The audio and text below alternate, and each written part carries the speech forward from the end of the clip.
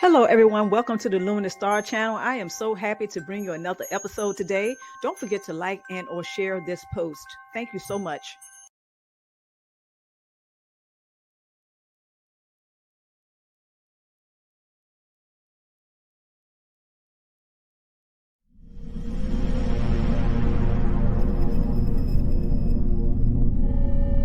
So when it comes to a non-human entity possessing him or her, again, this is not far-fetched. However, it doesn't always have to be the case. So whenever you think about why would the narcissist and cluster personality become possessed, just think about that. Evil proposed something to the narcissist and cluster personality that it never intended to fulfill. So when narcissists and cluster personality, they make a proposition to you and I, and they make all those promises and they break them. That's the same thing that evil does when it proposes something to you and I, and even the narcissist and cluster personality. It is dressed in a way that maybe one day you'll enjoy being members of the family. Behold, the coagulum. There is nothing wrong with your television set. Do not attempt to adjust the picture. We are controlling the transmission. If we wish to make it louder, we will bring up the button. If we wish to make it softer, we will tune it to a whisper. We will control the horizontal. We will control the vertical. We can roll the image, make it fluffy. We can change the focus to a soft blur.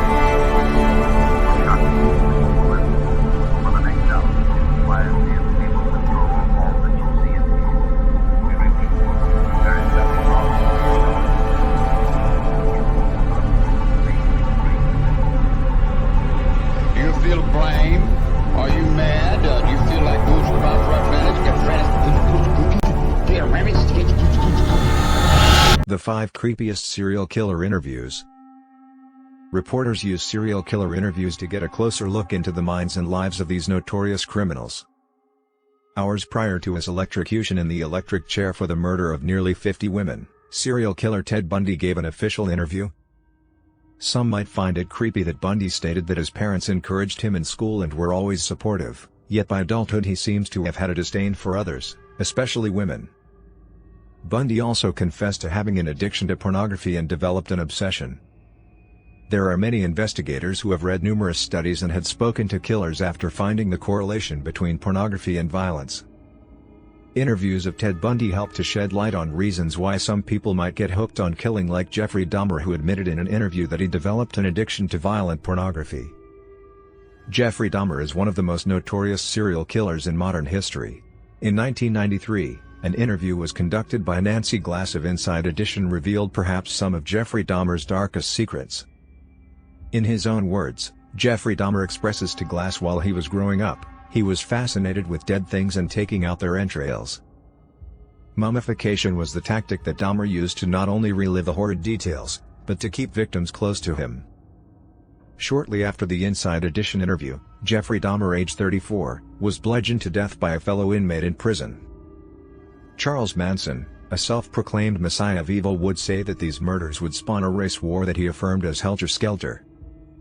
Unfortunately, there were several notable people slain, including the pregnant actress, Sharon Tate, and the coffee heiress, Abigail Folger. When questioned if he had any remorse for murder that he ordered, Manson laughed and stated that he could not bring himself to feel guilt for something that he did not do. He added that he only regrets that he did not kill even more victims. Regardless of appearing to be in poor health, he did not display remorse for lives that were taken in his name. Between 1976 to 1977, thanks to postal worker Sam Berkowitz, the city of New York was held in fear as the serial killer ran through the streets until he was arrested and confessed to the killings. In early interviews, Berkowitz claimed that a demon named Sam was taking control of his mind and therefore was not aware of his criminal activity, but changed his story later by falsely accusing an evil cult of brainwashing him. It turns out to be years later that Berkowitz claimed that he did not act alone in the New York murders. John Wayne Gacy, also known as the Killer Clown, oddly claimed that people can find peace within. However, he was responsible for the murder of 33 men and boys over the course of a few years. Gacy said that he had peace and didn't possess any fear of death when he was asked if he was afraid to die. One of the most noticeable things some might conclude about interviewing serial killers is that it reminds us of the unspeakable evils that humans can impose on one another. It remains a mystery to most of what makes these misanthropic serial killers tick. People often ask whether it's nature or nurture that creates a serial killer. Well, it's actually both and more. I like to say that genetics loads the gun, personality and psychology aim it, and your experiences pull the trigger. Your genetics give you the potentiality to be a killer, but your personality and psychology are the filter through which you experience, and they can shade how you come away from any event in your life.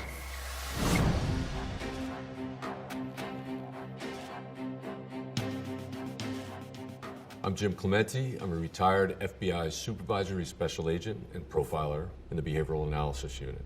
As a profiler, my job was to hunt down child abductors, serial rapists, and serial killers.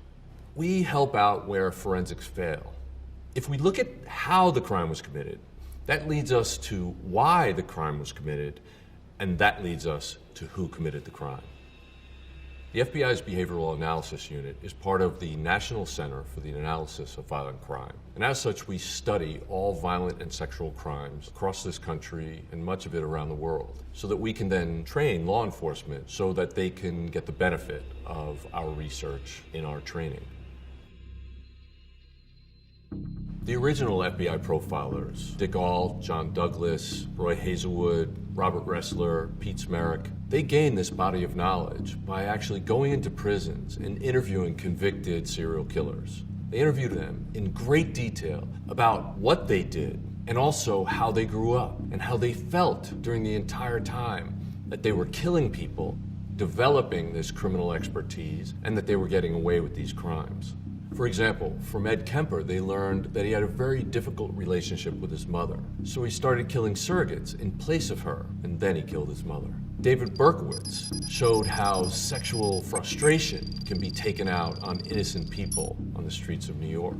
From Ted Bundy, they learned that he was a sexual sadist, that he got off on causing and witnessing the pain and suffering of others. But he did that many times by using his psychopathic charm to lure in victims, and he feigned injury so that it was the people who wanted to help him that he ended up killing. So now we have an amazing volume of institutional knowledge about these offenders, and it tells us how they killed and why they killed, and it helps us to hunt them down. Criminal profiling is basically reverse engineering a crime. We look at the victimology, the choice of the victims. We look at the crime scene. We look at the organization level, and then pre- and post-offense behavior. And together, all those things tell us the kind of person who committed the crime. Victimology is the study of the victim, their life, their desires, their education, their daily routine. Because an offender picks a particular victim at a particular place, at a particular time, in a particular manner, for a particular purpose. And all those choices leak out information about the offender, about their skills and abilities, about their desires, and they can lead us right back to the offender. The crime location can tell us a lot.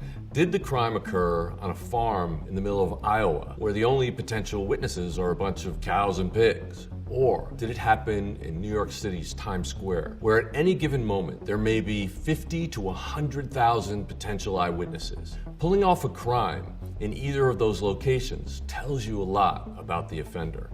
At the crime scene, we look at the offender's behavior. How much time did they spend there? What was their interaction with the victims? And what was their criminal sophistication level? The choice of weapons that an offender uses at a crime scene reveals a tremendous amount of information about them. Did the offender use a gun and kill somebody from a distance? Or did they get up close and personal and use a knife? That's a different kind of person who typically is engaged in different kinds of profession than somebody who will not get up close and personal. You want answers? I think I'm entitled. You want answers? I want the truth! You can't handle the truth!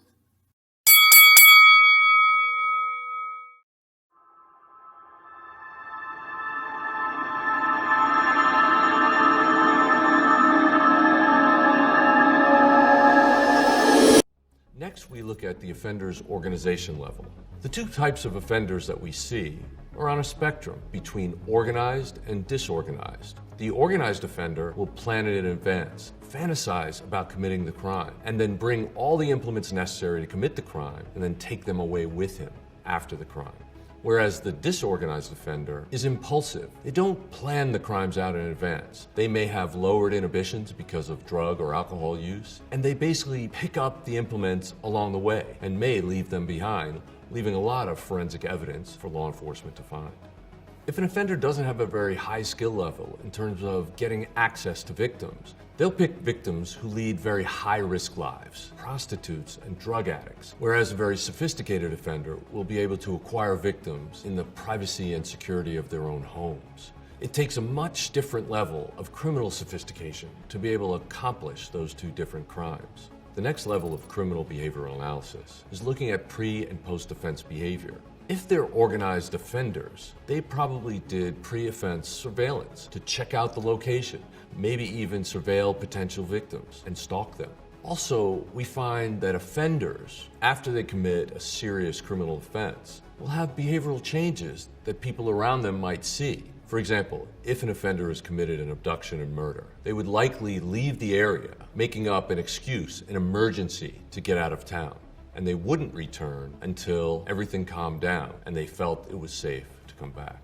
Building a profile is simply taking all of those 5 factors and looking at what information the offender leaks out by behaving in those particular ways.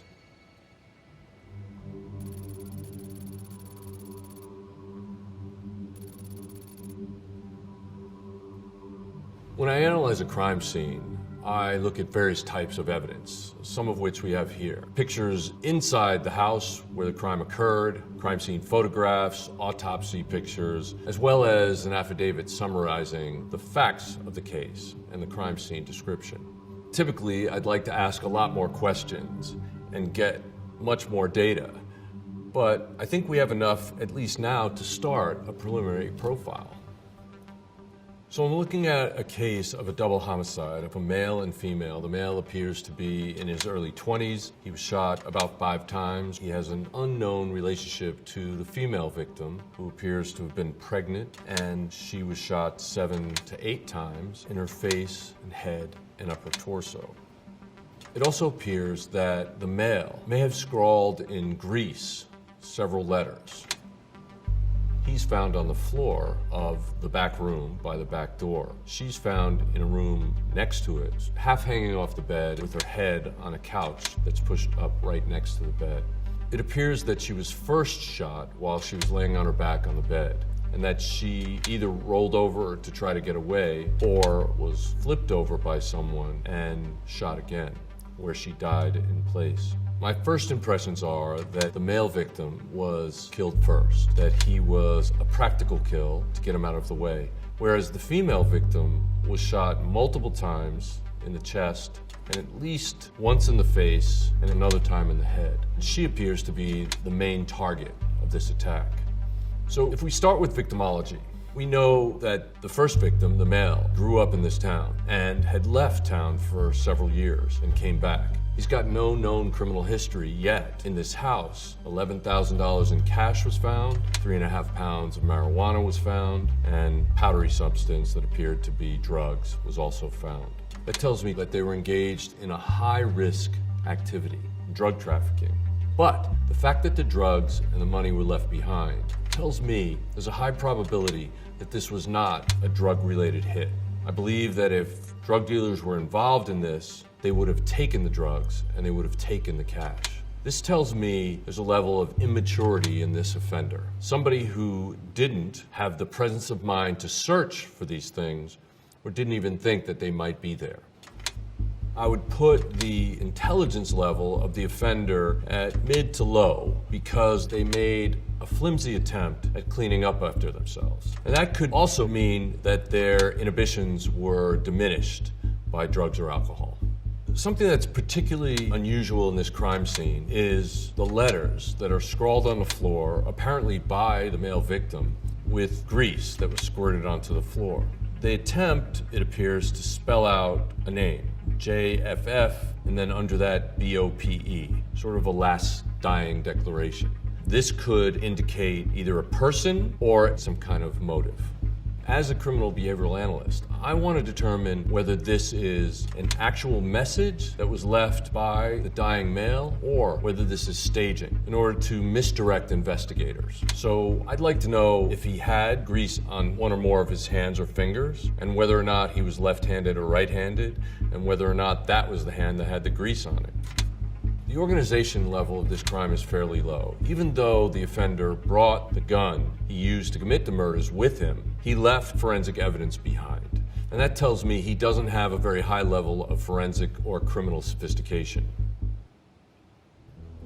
When we look at pre- and post-offense behavior, since it doesn't look like he's very criminally sophisticated, this could be one of the only times he committed a crime like this. And I believe that he may have gone into a panic afterwards. I would think that somewhere between where he committed these crimes and where he went, you would find the weapon in a dumpster, a body of water, or a place he thought it would be hidden.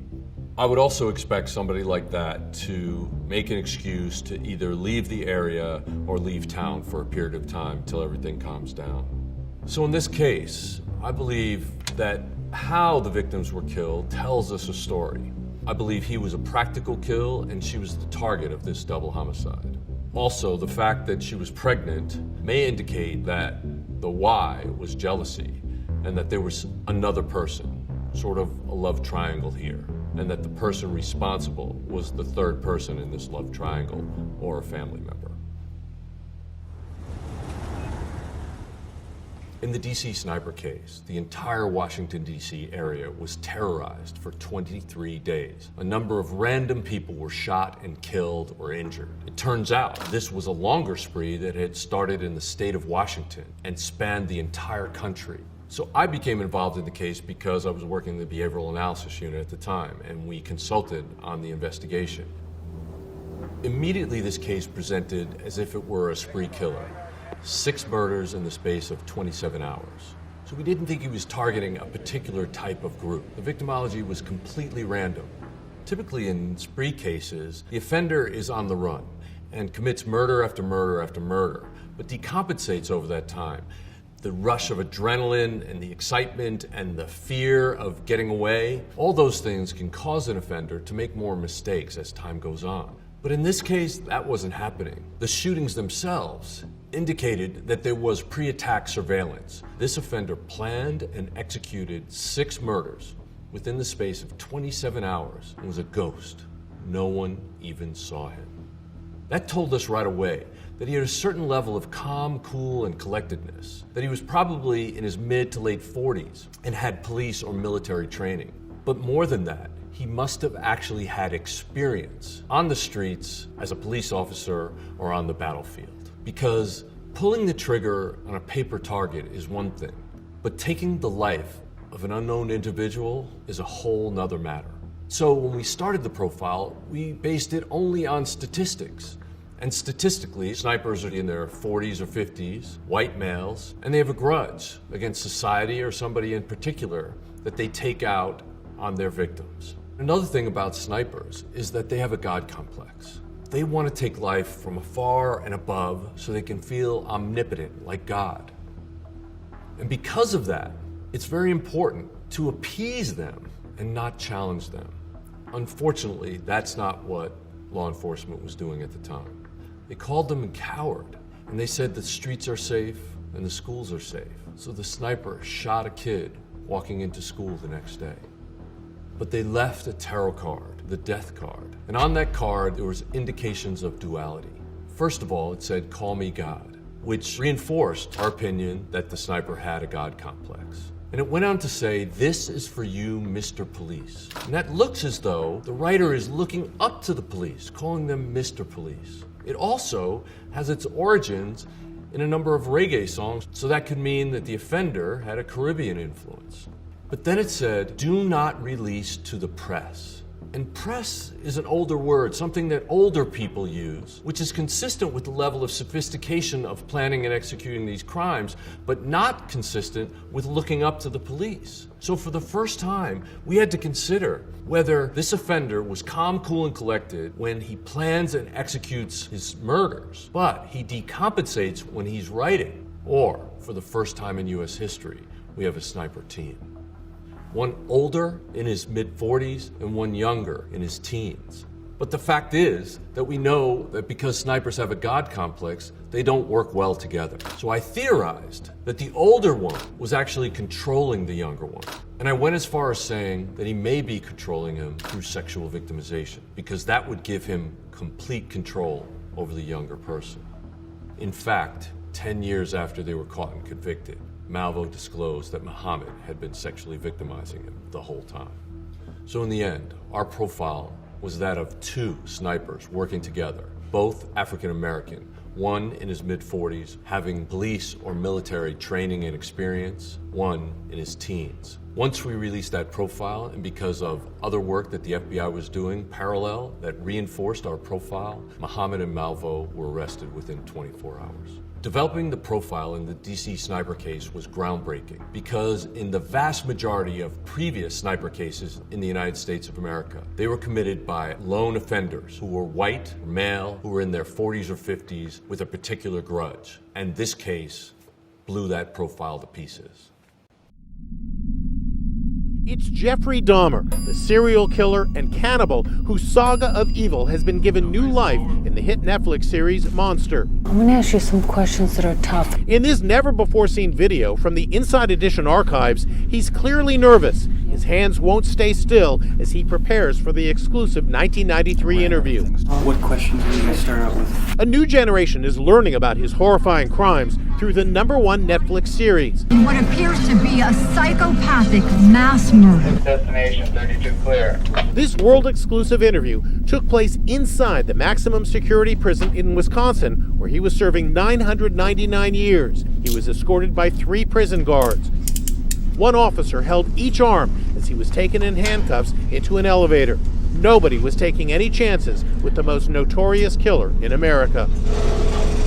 Dahmer was 33 when he told Nancy Glass about his twisted motive for killing 17 men. Not because I was angry with them, not because I hated them, but because I wanted to keep them with me. And as my obsession grew, I was saving body parts such as skulls and skeletons, and eventually I did turn to cannibalism. It's for you. He described how he picked up his victims in gay bars and brought them home. I'd have the sleeping pill mixture already prepared. The person would drink it, fall asleep, and that's when they would be strangled. And he made a startling admission about the evil urges that propelled him to kill.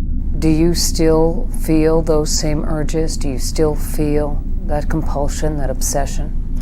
I wish I could say that it just left completely, but no, there are times when I still do have the old compulsions. A creature of the night, he said he slept most of the day in prison. During the interview, he asked for several breaks. Can we cut the film here for a minute? Sure. Dahmer was murdered by another prison inmate just a year and 10 months after this interview, a form of justice he said he deserved. That's what I deserve. I deserve death. As criminal behavioral analysts, we look at how the offender committed the crime and determine why they committed the crime, and that leads us to who committed the crime. In many of these cases, local law enforcement has absolutely no idea who committed the crime and no leads, but criminal behavioral analysis can generate leads as to the type of person who committed the crime. And in many cases across the country, criminal behavioral analysis has led to the identification, arrest, and conviction of the offenders.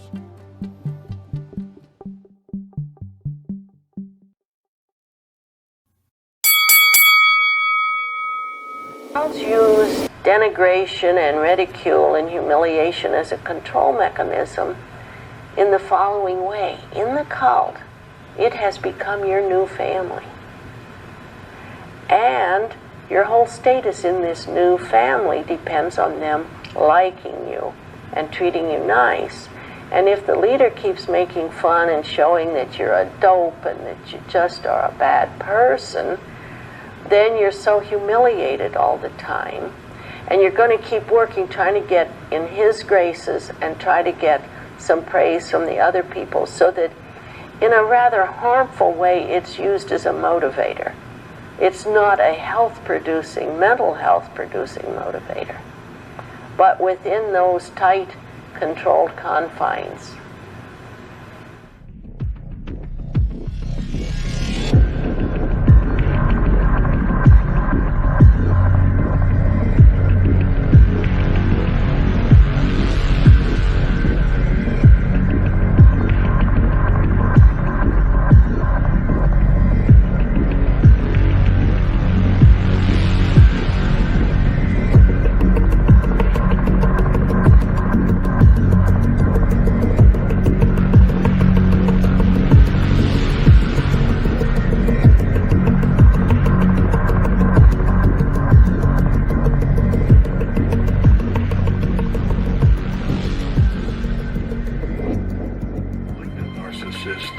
Has a desire deep down of bringing down other people in a way that they feel brought down. And that leads to extremes. According to Kilduff's research, people were working inhumane hours, often 7 days a week, on the temple's various programs. At the temple itself, members were forced to confess to fabricated crimes for which they would be given vicious beatings. Ex-members asserted even children were being abused in this way. According to their descriptions, Jones was a classic cult leader, using spirituality to exert power psychologically and sexually over his cult. Cults share certain defining characteristics. In a cult, leaders recruit members through deceptive techniques that rob them of their identity and individuality. Experts have termed these techniques thought reform. Thought reform is a systematic effort which has two stages. One is the breakdown stage with heavy confession and a breakdown of one's own psychic integrity. And then there's the second stage, which is re-education, trying to remake a person into a new person. The term brainwashing is a popular term describing what's classically called a thought reform program. And all those terms mean that a person or an organization has put into place a coordinated program of coercive influence and behavior control. See, the word cult refers to the relationship between the followers and the leader, in which the leader is all powerful. And then the way the leaders, as we say in psychology, shape the behavior, make the person adopt the policies and attitudes, is done through a thought reform program. Merely puts into place ways to get you to put your old value system aside and make your decisions based on what you know the cult leader wants and will reward. But you're still making decisions, but you're making them in the context of what will keep you from getting in trouble and what will get you rewards within the cult. Narcissists have a sixth sense about which child to choose to be a safe victim for their supply. So what the narcissist does is they break that child down more by molesting them.